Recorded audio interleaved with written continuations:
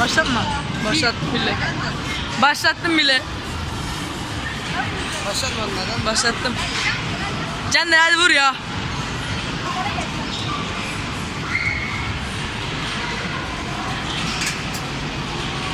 Ya oğlum hadi lan.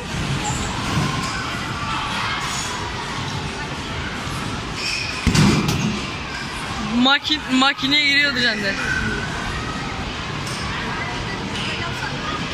Vay eşek.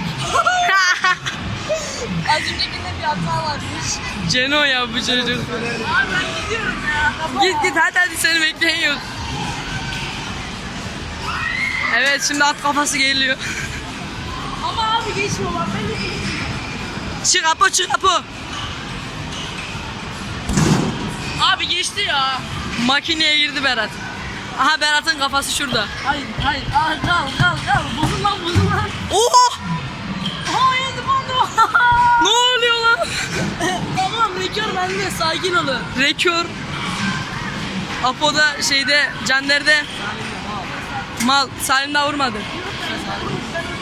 Vuracak işte. Sıra Salim Baba'da hadi. Böyle cıyıtla da oynayalım.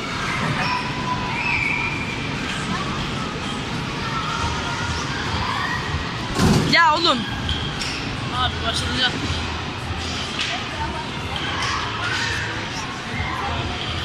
Tamam şöyle bir git sayıya bak. Abi bu daha yavaş vurdu. Sen kaç vurdun? Ben 829 mu? Ya atıyorum. At hadi at. Evet. Şu son şansın.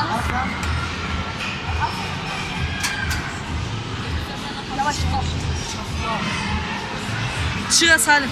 Abu beni geçme. Bak beni geçme.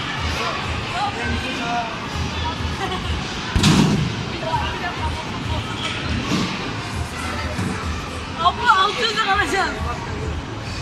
Geçme dur. Ama haksızlık geçti. Vahe! Geçti mi beni? Aynen. Geçti. Geçti. Ya haksızlık. Dondurma ısmarlayacak kişi. Allah kahretsin ya niye içinde? Kim alıyor beyler? Ben daha ilk defa. Kim alıyor? Evet.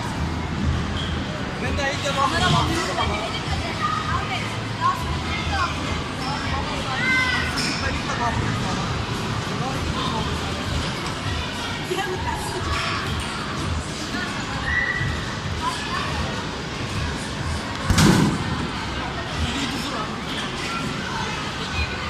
Bak beni geçemeyecek. Ya kalk git ya. Dondurmayı ısmarlayacak kişi şu an belirlendi. Dondurma almaya doğru ilerliyoruz. Dondurma alacak kişinin verdiği para.